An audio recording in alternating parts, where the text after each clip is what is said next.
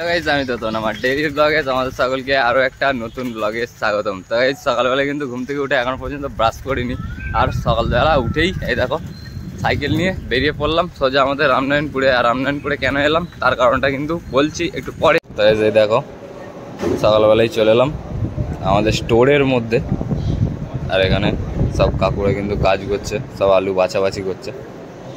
আর এই যে লাটটা, এই লাটের মধ্যে কিন্তু আমাদের পাড়ার সবার আলু আছে। তো এই দেখো এই আলুটা আমাদের অমর, আমার বাবার নাম। তো এই আলুটাকে নিয়ে এখন বাড়ি যেতে হবে, তুলে দেওয়ার মতো কেউ নেই, দেখি কাকে পাই। হ্যাঁ ঠিক আছে, চলে এলাম বাড়িতে। আর এখানে দেখো আলুর বস্তাটাকে এখানে ফেলে দিয়েছি। আর এখানে আমাদের পাড়ার দোকান থেকে দুটো ডিম কিনে এনেছিলাম, সেই ডিম দুটো সিদ্ধ বসিয়ে দিয়েছি। মুড়ি নিয়ে বসে পড়লাম, বেজে গেছে 10টা। আর এই দেখো আমার ডিম সেদ্ধ রেডি। আর মা সকালবেলা কফি শুটকো দিয়ে আর কালকের পুঁটি মাছ দিয়ে ঝাল করেছে।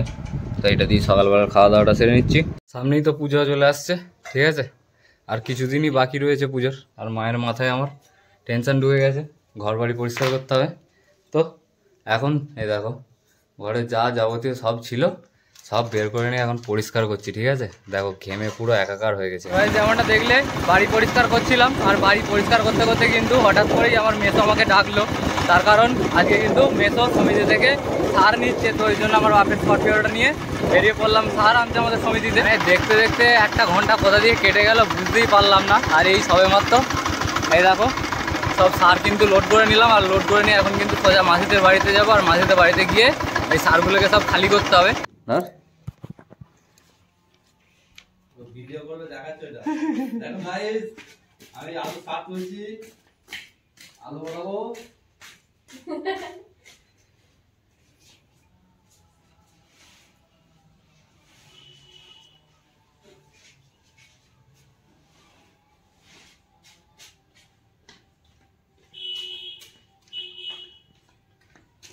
ওই ওই ওই কিন্তু সামনে থেকে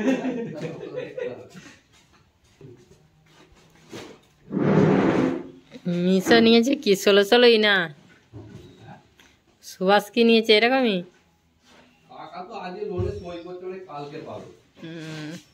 আমি তো সই করেছিলাম ভুল বাদ দিই।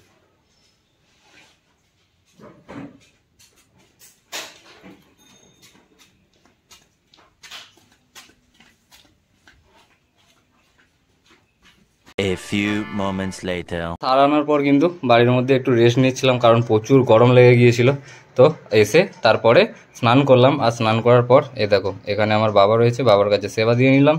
আর এখানে আমার মাতারা আছে, মাতারার কাছে সেবা দিয়ে নিলাম। এখানে একটা ধূপ জ্বেলে দিয়েছি।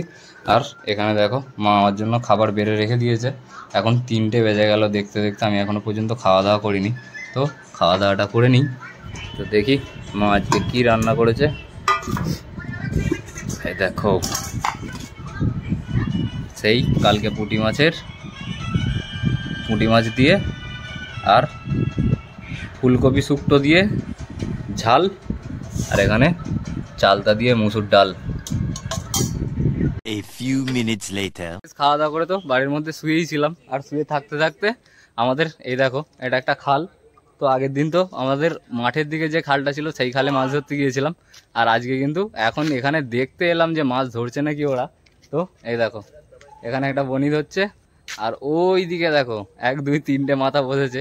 আর আমি এইমাত্র ছিপটা ফেলছিলাম, আর দেখো কত বড় পুঁটি মাছটা পেয়েছি। দেখো খালি হায় হায় আমার ছিপটা জড়িয়ে দিল, যা পুরো সাইজের পুঁটি মাছ আছে, ঠিক আছে।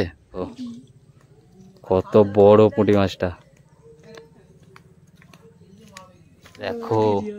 আবার একটা বড় মাছ, ভাই দেখি, আই যা জলে চলে গেছে। এই দেখো 6.5 hours later. তো এখানে দেখো সন্ধ্যা হতে না হতে মা এখানে আমার বেসন দিয়ে কি দিয়েছে মা?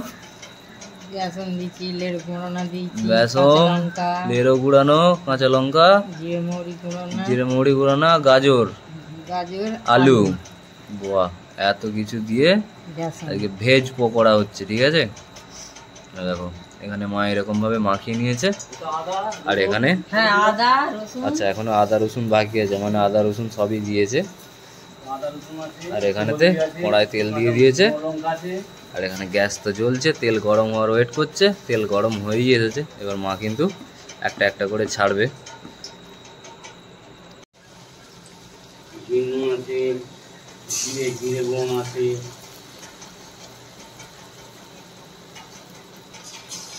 দেখো মা কি সুন্দর ভাবে একটা একটা করে ছেড়ে দিচ্ছে এগুলোকে।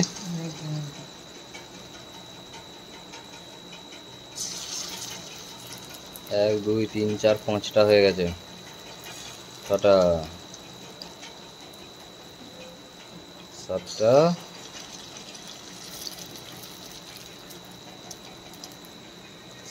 8টা। আর ধরবে সেকেন্ড একটা 9টা। দেখো 9টা পকোড়া চলে গেল তেলের মধ্যে। 1 hour later. তো দেখো এখন বেজে গেছে 9টা, আর বসে বললাম খাওয়া দাওয়া করতে। সেই সকালবেলা দেখেছিলে এই যে সেই ফুলকপির দিয়ে আর পুঁটি মাছ দিয়ে ঝাল, আর এই যে মায়ের ভাজা পকোড়া, আর এই যে টকের ডাল চালতার। তো গাইস খাওয়া দাওয়া করে আমি তো শুয়ে পড়লাম। তোমরা আমার ব্লগটা কখন দেখছো সেটা কিন্তু তোমরা কমেন্ট করতে ভুলো না জানো। তো গাইস আমার আজকের ব্লগটা কিন্তু আমি এখানেই শেষ করলাম। আমার আজকের ব্লগ তোমাদের কেমন লাগলো কমেন্ট বক্সে কমেন্ট করে অবশ্যই জানিও। আর চ্যানেলে নতুন হলে চ্যানেলটিকে সাবস্ক্রাইব করে পাশে থাকা বেল আইকনটি প্রেস করে দিও। তো গাইস তোমরা ভালো থেকো, সুস্থ থেকো, পরিবারের সকলকে সুস্থ রেখো। তোমাদের সাথে দেখা হচ্ছে কালকে আরো একটা নতুন ব্লগ নিয়ে।